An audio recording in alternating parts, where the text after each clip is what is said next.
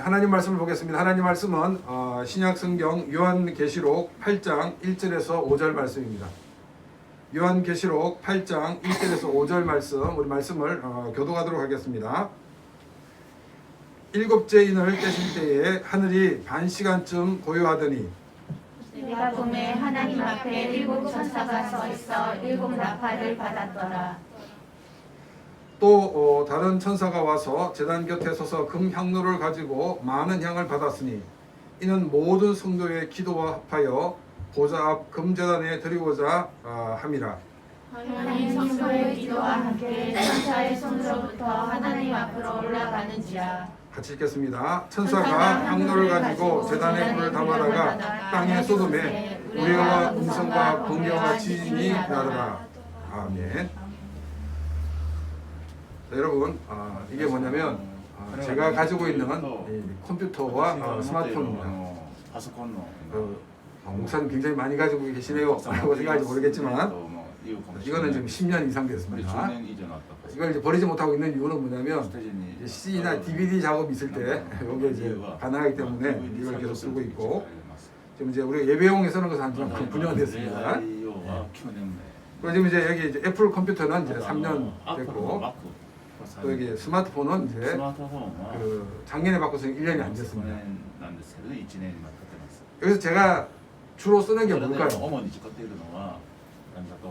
주로 이제 제가 쓰는 것은 이 애플 컴퓨터하고 스마트폰입니다. 그걸 주로 쓰고 있는데, 자, 이건 이제 제가 쓰는 걸 일단 떠나서 요 화면에서 지금 이 제일 컴퓨터로서 성능이 괜찮은 것은 어떤 거라고 생각하십니까? 조건이 이 화면에 있습니다. 예? 자, 번호를 다시 하겠습니다. 1, 2, 3, 4 중에서 어떤 겁니까? 네? 정답은 3번, 4번입니다. 왜냐면은 지금 이 애플 컴퓨터하고 노트북은 전원이 들어가 있지 않습니다. 제가 분명히 얘기했죠. 이 화면상에 있습니다. 그래서 자, 그리고 지금 이제 이 스마트폰은 이 배터리가 있어가지고 이렇게 쓸 수가 있고, 지금 이게 아주 10년 된 컴퓨터지만 이 콘센트에 다 연결되어 있습니다. 그래서 아무리 최신의 컴퓨터, 최고의 성능의 그 컴퓨터를 하더라도 이 컴퓨터가 전원에 연결되지 않으면 그것은 그냥 깡통에 불과합니다. 그래서 이것이 컴퓨터 성능이 좋으냐 마느냐는 일단 전원이 온 다음부터 얘기입니다. 전원이 들어오지 않으면 그냥 깡통입니다. 저는 이제 그 우리 인간도 이 컴퓨터와 같은 그런 존재가 아닌가 이렇게 생각이 듭니다. 우리가 이제 한 사람 한 사람을 비교해 보면 정말로 당대에 뛰어난 사람들이 있습니다. 또 그냥 일반적인 사람도 많이 있습니다. 그런데 컴퓨터가 전원이 연결되지 않으면 그것은 그냥 깡통입니다. 쇠붙이에 불과합니다. 이것처럼 우리 인간이 하나님과 함께하지 않으면, 하나님과 연결되지 않으면 그것은 그냥 인간의 가치를 할 수 없는 그런 존재라는 것입니다. 그렇기 때문에 우리가 지난주에 말씀을 봤듯이 천국에서도 성부 하나님은 우리 가운데 장막을 치신다, 우리 가운데 함께 하신다라고 약속하셨고, 예수님은 목자로서 우리를 돌보신다라고 말씀을 하고 계셨습니다. 그래서 우리가 예수를 믿으면 주님이 우리 안에 거하신다라고 말씀하고 있습니다. 어떻게 보면 에너지의 근원 되신, 생명의 근원이 되시는 우리 하나님이 우리와 함께 해 주시겠다는 것입니다. 우리가 인간으로서의 그런 가치를 구현하기 위해서는 창조주 하나님과 연결되어 있을 때만이 가능합니다. 근데 이제 사람들 가운데는 이제 가끔가다 스마트폰 같은 사람이 있습니다. 노트북 같은 사람이 있습니다. 이 노트북이나 스마트폰은 전원을 연결하지 않아도 이제 자기가 배터리가 있기 때문에 돌아갈 수 있습니다. 그래서 이 데스크탑을 향해서, 야, 너는 말이야 어떻게 장소도 이동하지 못하고 늘 그렇게 있는 거야? 나처럼 자유로워봐 이러면서 자유를 이렇게 구현합니다. 그런데 이 스마트폰 같은 경우에도 배터리가 길어도 3일입니다. 3일이 되면은 이 스마트폰은 그냥 작은 깡통이 되고 한다는 것입니다. 우리 인간이 아무리 잘나도 하나님이 충전해준 그 같은 양이 있습니다. 그 충분한 양을 발산할 때까지는 그래도 나름대로 멋있게 보일 수 있습니다. 근데 그것이 다 되면 그것은 이제 인간으로서의 기능들을 못하는 것이 우리 인간의 현실이라는 것입니다. 우리에게 가장 중요한 것은 생명이 되신 우리 하나님과 함께 하는 것입니다. 내가 아무리 잘났어도 그것은 하나님이 나에게 준 그 분량이 한해서만이 가능하다는 것입니다. 그것도 점점 시간이 지나면 세잔되어 갑니다. 그때도 우리는 창조주 하나님을 기억하고 창조주 하나님과 동행하는 삶을 살 수밖에 없다는 것입니다. 우리는 하나님의 형상으로 지원받은 존재로서 늘 하나님과 함께하는 삶을 살아야 돼요. 하나님께 우리는 모든 것을 의지하며 살아갈 수밖에 없다는 것입니다. 우리가 예수를 믿음으로 받은 것이 무엇입니까? 부자가 되고 성공하는 것입니까? 아닙니다. 우리가 예수를 믿고 받은 것은 죄에서 구원받은 것입니다. 우리가 하나님의 자녀가 된 것입니다. 우리는 하나님의 자녀가 되었기 때문에 우리가 하나님 보좌 앞에 서게 됐을 때 우리는 당당히 하나님 보좌 앞에 설 수 있는 존재가 되었다는 것입니다. 이것은 특권입니다. 우리가 구원받았기 때문에 죄로부터 용서를 받았기 때문에 하나님의 자녀가 되었기 때문에 받을 수 있는 것 같은 특권이라는 것입니다. 또 우리가 가진 특권이 뭐냐면 하나님을 예배할 수 있는 특권입니다. 우리가 구원받은 사람이기 때문에 우리가 하나님 앞에 나와 우리는 하나님께 예배를 드릴 수 있습니다. 또 우리는 우리의 삶 전체가 예배가 되어야 된다라고 말씀을 드렸습니다. 예배를 드린다는 이 말은 하나님을 주인으로 인정하고 내 자신을 종으로 인정하는 것이 바로 예배라고 말씀을 드렸습니다. 우리의 삶에서도 내 삶의 주인은 내가 아니고 우리 하나님이시다 라는 것을 고백하면서 나는 그 하나님의 통치에 순종하는 그 모습, 이것이 바로 우리의 삶이 예배가 되는 모습입니다. 우리가 이 땅을 살아가면서 우리가 하나님을 의지하고 또 하나님께 모든 것을 맡김으로 우리 주님께서는 우리에게 승리를 주십니다. 이것 또한 하나님이 우리에게 주신 특권이라는 사실입니다. 항상 우리가 예수를 믿었기 때문에 우리가 구원받았기 때문에 우리가 하나님 자녀가 되었기 때문에 보너스를 주시는 것이 이런 것임을 우리는 기억을 해야 됩니다. 또 하나님 우리에게 주신 특권이 있는데 오늘은 이 본문 말씀을 통해서 하나님이 주신 우리에게 또 어떤 특권이 있는가를 함께 생각을 해보고자 합니다. 자, 여기 이제 두루마리가 있습니다. 이 두루마리의 봉인을 떼고 읽을 수 있는 그런 이 존재는 피조물들 중에서는 아무도 없었습니다. 이 봉인을 떼고 이 두루마리를 읽을 수 있는 분은 하늘의 보좌를 버리시고 인간으로 이 땅에 오신 그리고 인간의 죄를 지시고 십자가에서 귀하신 보혈을 흘리신 그 예수님만이 이 봉인을 뗄 수 있고 이 두루마리를 읽을 수 있는 자격이 있는 분이었습니다. 그래서 첫째 봉인이 떨어졌습니다. 이때 나타난 것은 뭐냐면 흰 말을 탄 자라고 얘기하고 있습니다. 여기 흰색은 승리를 상징하고 있는데 이 흰 말을 탄 자는 복음이라고 말씀을 드렸습니다. 그래서 복음의 승리를 얘기하고 있습니다. 어떻게 보면 복음은 굉장히 약하게 보입니다. 그렇지만 이 복음은 언제나 어디서나 승리를 하고 있다는 것입니다. 그래서 정말 이곳에는 복음이 들어갈 수 없을 거야 생각했던 곳에 복음이 들어갑니다. 그래서 그 지역이 변화되어지고 그 지역이 하나님 백성 되어지는 그런 놀라운 역사들이 일어났습니다. 자, 그럼 두 번째 봉인을 떼게 됩니다. 두 번째 봉인을 떼었을 때는 무엇이 나타나냐면 붉은 말을 탄 자가 나타납니다. 이 붉은색은 분쟁과 박해를 이야기하고 있습니다. 예수를 믿은 것 때문에, 내가 복음을 받아들인 것 때문에, 이것 때문에 분쟁이 생기고, 이것 때문에 박해가 있다는 거죠. 내가 예수를 알지 못했다고 그러면 내가 우리 가족 간에 그런 분쟁이 없을 것입니다. 내가 예수님을 믿지 않았다고 그러면 내가 직장 상사로부터 그런 어려움을 겪지 않았을 것입니다.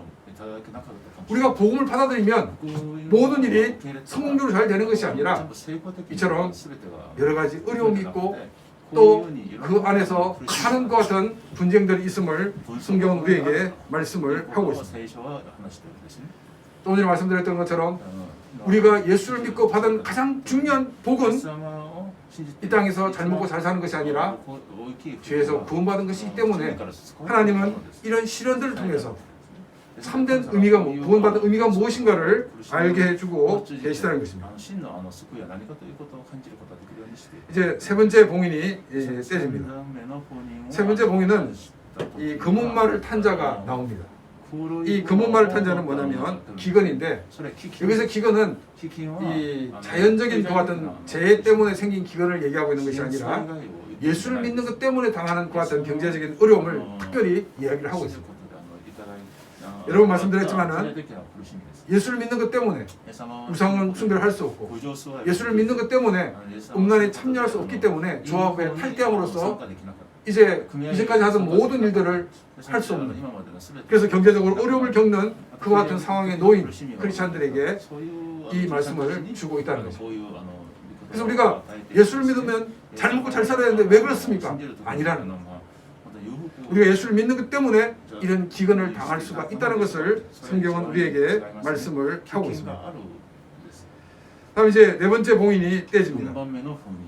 네 번째 봉인은 이 청황색의 말을 탄 자라고 되어 있는데, 또 정확히 번역하면은 이 창백한, 아주 얼굴이 창백한 것 같은 그 색의 그 말을 탄 자가 나옵니다. 이것은 이 전쟁을 얘기하고 있는데, 전쟁 때문에 사실 땅이 황폐됨으로써 기근이 생깁니다. 그리고 또 전쟁과 기근 때문에 전염병이 돕니다. 그래서 많은 사람들이 이제 그 죽게 되고, 그런데 인구가 감소됨으로써 야생동물이 또 출현해서 또 그 피해가 있는 그 같은 상황을 이야기를 하고 있습니다. 예수를 믿으면 이런 전쟁이나 기근이나 전염병에서 우리는 피할 수가 없습니다. 안 믿는 사람들이 이 모든 것을 직면하는 것처럼 복음을 믿는 우리들이, 구원받은 우리들도 이런 전쟁이나 기근이나 전염병이나 야생동물로부터 그런 피해를 받을 수밖에 없다는 것입니다. 그래서 우리가 가끔가다 어떤 교회에서 우리는 이런 것에 전혀 자유합니다, 전혀 걸리지 않습니다 하는 그 자체는 비성경적이라는 것입니다. 성경은 우리에게 분명히 얘기하고 있습니다. 복음을 받아들인 사람들도 이런 고난을 받고, 복음을 받은 사람들도 다른 사람들이 당하는 동일한 고난을 받을 수 있다라고 성경은 우리에게 말하고 있습니다. 이런 고난을 받을 때 우리 크리스찬들은 뭘 해야 됩니까? 우리는 고난받는 자들을 위해서 함께 기도해야 합니다. 우리가 이 고난을 모르면 다른 사람들을 기도할 수 없습니다. 여러분, 부잣집에 갔을 때, 가난한 집에 갔을 때, 어느 집에 갔을 때 이 잘 대접해 줄까요? 이 가난한 집에 가야 잘 대접을 받는다 합니다. 왜냐하면 자기가 어렵기 때문에 상대방을 어렵다라고 생각하고 밥 안 먹었지 하고 이 식사 대접도 해주려고 합니다. 근데 늘 잘 먹고 있는 사람은 자기가 배가 부르기 때문에 상대방을 배려하지 않습니다. 우리가 이런 어려움을 겪으면서 우리가 해야 되는 것은 뭐냐면 이 전쟁이 빨리 끝날 수 있도록 기도해야 돼요. 이 기근이 빨리 끝날 수 있도록 기도해야 돼요. 이 전염병이 빨리 끝날 수 있도록 우리는 기도해야 된다는 것입니다. 그래서 우리는 이런 일들을 통해서 더욱더 기도를 해야 된다 하는 것을 알 수가 있습니다. 이제 다섯 번째 봉인이 떨어지게 됩니다. 이 다섯 번째 봉인은 이제까지는 이 땅을 향해서 초점이 맞춰졌다 그러면 갑자기 초점이 이 하늘에 있는 제단으로 향하게 됩니다. 하늘에 제단이 있는데 그 제단 아래에 영혼들이 있습니다. 이 영혼들은 하나님의 말씀을 지킨 것 때문에, 또 이들은 예수를 주로 고백한 것 때문에 죽임을 당한 사람이었습니다. 순교란 의미도 있지만은 예수의 이름을 위해 살다가 죽은 모든 사람들을 지칭할 수 있는 말이라고 말씀을 드렸습니다. 이들의 탄원이 나옵니다. 언제까지 주님 이렇게 우리를 두시겠습니까? 이때 하나님께서는 그들을 위로해 주시는 모습이 오늘 본문 말씀에 나와 있습니다. 그리고 이제 여섯 번째 봉인이 떼어집니다. 여섯 번째 봉인은 상상할 수 없는 천재지변이 일어납니다. 이 상황 속에서 모든 사람들이 두려워합니다. 근데 아이러니한 것은 뭐냐면 상상할 수 없는 이 천재지변을 보고 사람들이 두려워하는 것이 아니라 바로 성부 하나님의 얼굴과 또 성자 예수님의 진노 때문에 그들은 이 천재지변보다도 그 예수님의 얼굴을 더 하나님의 얼굴을 더 두려워하고 있다는 것입니다. 우리가 하나님 앞에 서는 것 자체가 하나님을 믿지 않는 사람들에게는 얼마나 무서운 일인가를 우리는 알 수가 있습니다. 이런 상황 속에서 한 가지 의문이 들기 시작합니다. 그러면 누가 성부 하나님의 얼굴과 이 성자 예수님의 진노 앞에 설 수 있는가? 그래서 일곱 봉인을 떼기 전에 성부 하나님의 얼굴과 성자 예수님의 진노의 날에 하나님 앞에 설 수 있는 자가 있다는 것입니다. 그 사람들은 14만 4천이라고 얘기하고 있습니다. 이 14만 4천은 이 숫자를 얘기하고 있는 것이 아니라 신약과 구약의 약속을 믿는 모든 사람들을 말한다라고 말씀드렸습니다. 그 성경에서는 수많은 셀 수 없는 많은 나라 사람들이라고 얘기를 하고 있습니다. 이스라엘 민족이 아니라 예수 그리스도의 그 보혈을 믿는 모든 사람들이 나라를 초월하고 민족을 초월하고 은혜를 초월하고 그 사람들이 바로 하나님 보좌 앞에 설 수 있는 사람이라고 성경은 우리에게 말하고 있습니다. 그리고 이 사람들이 누리는 특권에 대해서도 말씀을 하고 있습니다. 오늘 말씀은 바로 이 마지막 일곱 번째 봉인을 뗄 때부터 시작하고 있습니다. 1절입니다. 일곱째 인을 떼실 때에 하늘이 반 시간쯤 고요하더니, 자, 일곱째 봉인을 뗐을 때 한 반 시간쯤, 한 30분 정도 고요한 침묵의 시간이 찾아왔습니다. 자, 이제 마지막 이제 일곱 봉이 열렸습니다. 많은 사람들은 뭘 기대할까요? 이제 두루마리가 열리고 그 안에 내용이 공개되고 그래서 모든 사람들이 이 내용을 알게 될 것이다 라고 생각했는데 그렇지 않다는 것입니다. 그냥 두루마리에서 봉인이 떨어진 이 상태에 놓여 있습니다. 그래서 지금 사람들이 전혀 생각하지 못했던 그와 같은 일로 전개되는 것을 우리는 보게 됩니다. 많은 사람들은 이 30분 동안 언제 이 두루마리가 열릴까? 그리고 그 과연 내용이 뭘까? 하고 긴장을 하면서 보고 있는데 전혀 다른 일이 일어나기 시작합니다. 2절입니다. 내가 보매 하나님 앞에 일곱 천사가 서 있어 일곱 나팔을 받았더라. 이제 두루마리가 열릴 줄 알았는데 갑자기 일곱 명의 천사가 하나님 보좌 앞에 섭니다. 그리고 이 일곱 명의 천사에게 나팔이 주어집니다. 그래서 이 일곱 번째의 이 봉인은 두루마리를 여는 것이 아니라 두루마리가 완전히 열리기 전에 새로운 이야기를 시작하고 있는 그런 시작인 것을 우리는 이 말씀을 통해서 볼 수가 있습니다. 3절입니다. 또 다른 천사가 와서 제단 곁에 서서 금 향로를 가지고 많은 향을 받았으니 이는 모든 성도의 기도와 합하여 보좌 앞 금제단에 드리고자 함이라. 천사가 이 금향로를 가지고 와서 향을 담는데 이 향은 뭐냐면 바로 성도들의 기도라고 이야기합니다. 왜 향로에 담냐면 하나님 보좌 앞에 드리기 위해서 이 기도를 담고 있다라고 성경은 이야기를 하고 있습니다. 새로운 이야기가 시작되기 전에 이 세상에 크리스천들이 어떤 특권을 가지고 있는가를 설명을 하고 있습니다. 이것은 다음에 나타날 여러 가지 일들에 대해서 우리 크리스천들이 무엇을 해야 하는지를 알려주기 위해서 사전에 이 모습을 보여주고 있습니다. 예수님을 믿고 죄에서 구원받은, 그래서 하나님의 자녀가 크리스천들은 이 세상에서 누리는 특권이 바로 기도라는 것입니다. 하나님께서는 우리 성도들이 기도한 그 모든 기도를 하나도 땅에 떨어지지 않게 하시고 그 모든 기도를 다 듣고 계시다는 것입니다. 그렇기 때문에 이 기도는 성도들에게 엄청난 특권인 것을 우리는 알 수가 있습니다. 우리의 기도가 하나님 앞에 들어지는 것은 우리의 기도가 너무나도 알차기 때문에, 너무나 기도 훌륭하기 때문에 하나님께 받아들여지는 것이 아니란 것입니다. 여기 말씀 보게 되면 향연이 성도의 기도와 함께 천사의 손으로부터 하나님 앞에 올라갔다라고 얘기하고 있습니다. 그러니까 성도들의 기도만이 아니라 향의 연기가 함께 올려졌다라고 이야기를 하고 있습니다. 그래서 이 향연의 뭐냐면 바로 예수 그리스도의 공로라고 많은 학자들이 이야기를 하고 있습니다.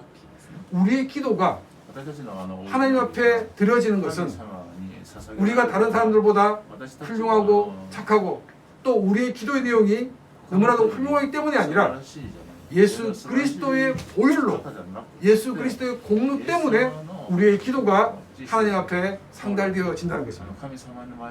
그래서 예수님은 뭐라고 말씀하시냐면 내 이름으로 기도하라고 말씀을 하셨습니다. 요한복음 14장 14절 말씀입니다. 내 이름으로 무엇이든지 내게 구하면 내가 행하리라.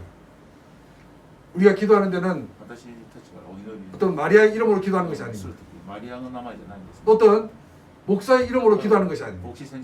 우리는 예수님의 이름으로 기도를 한다는 것입니다. 우리가 예수님의 이름으로 기도한다는 것은 예수님의 공로를 의지하고 주님께 기도한다는 것입니다. 간가다 이제 기도하는 사람들 보게 되면 좀 이제 하나님 앞에서 하나님 이거 해주십시오. 이거 안 해주면 제가 교회 안 나갈 겁니다. 이렇게 하나님께 협박적으로 해서는 안 된다는 것입니다.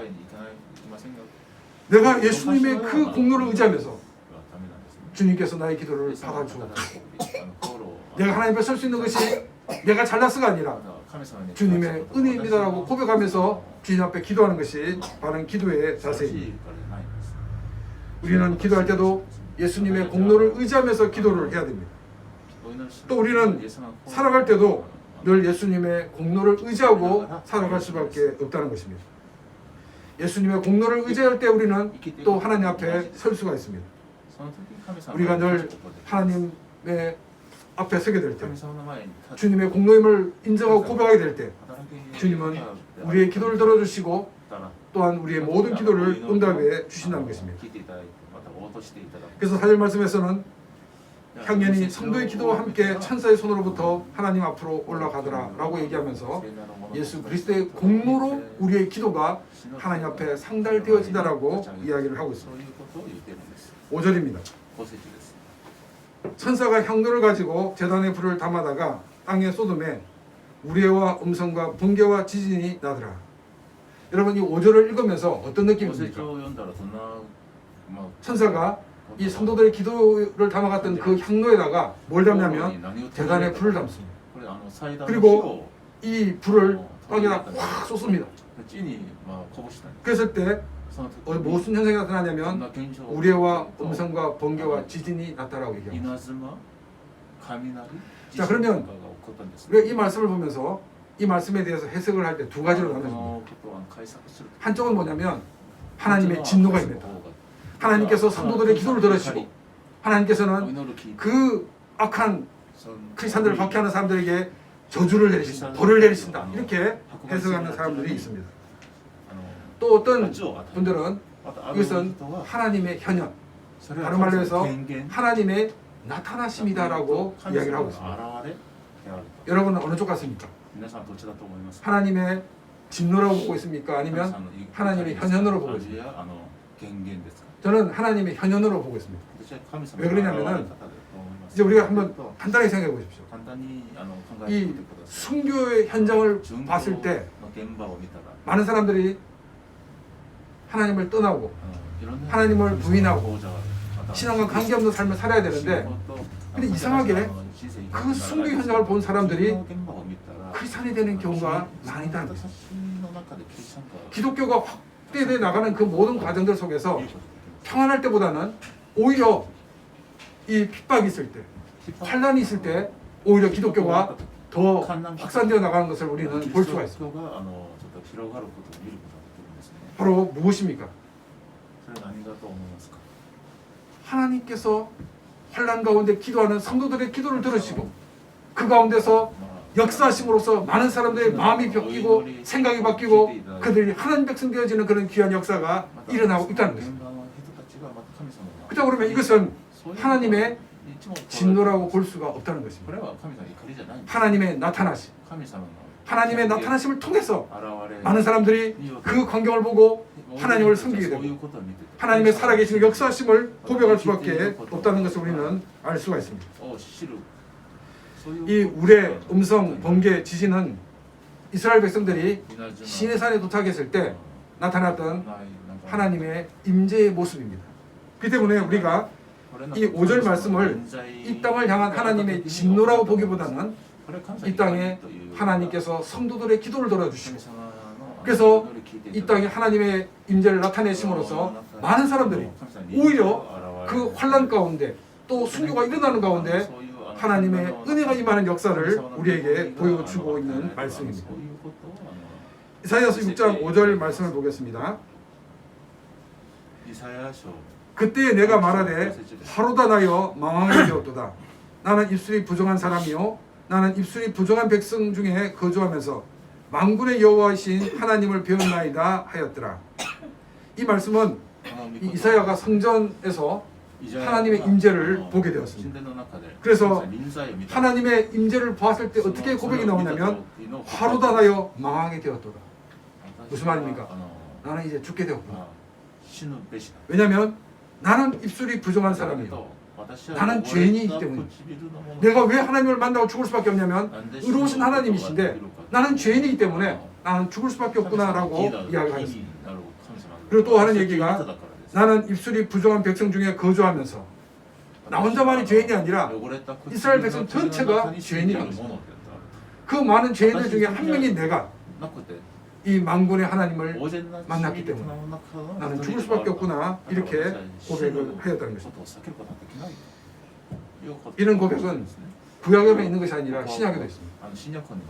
베드로가 예수님의 신성을 보고 난 다음에 뭐라고 얘기하냐면 주여 나를 떠나소서 나는 죄인입니다라고 고백을 하였습니다.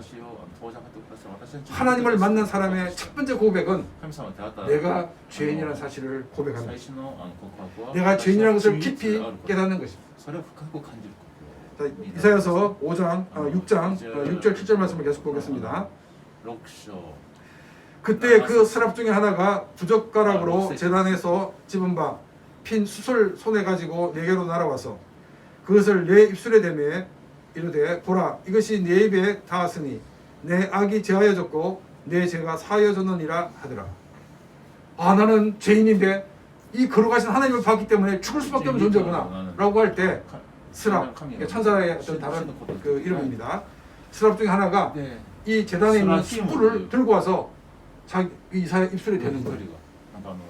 그래서 뭐라고 얘기하냐면 이것이 내 입에 닿았음에 내 악이 제하여졌고 내 죄가 사하여졌느니라. 이 숯불은 어떤 벌이라기보다는 바로 하나님께서 회복해 주시는 그런 것을 우리는 알 수가 있습니다. 왜냐하면 이 제단은 하나님께 드려지는 번제단이기 때문입니다. 그래서 이 숯불은 바로 예수 그리스도의 속죄를 또한 상징을 하고 있기 때문입니다.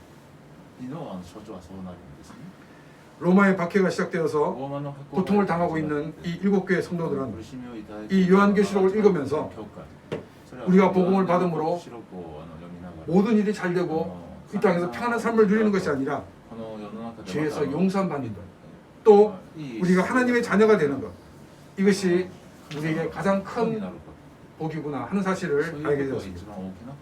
그리고 우리는 이 땅에서 비록 고난을 당할 수 있을지 모르겠지만은 그러나 하나님 보좌 앞에 서는 최고의 영예를 우리는 약속받은 것을 우리는 또한 보게 됩니다.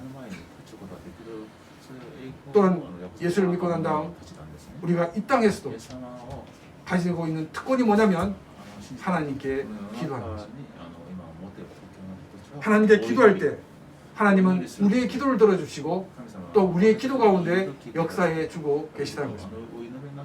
여러분 후쿠오카 시장이 여러분을 찾아와가지고 여러분 혹시 생활에 불편한 게 있으면 뭐가 있습니까? 계산할 게 무엇이 있습니까? 라고 묻습니다.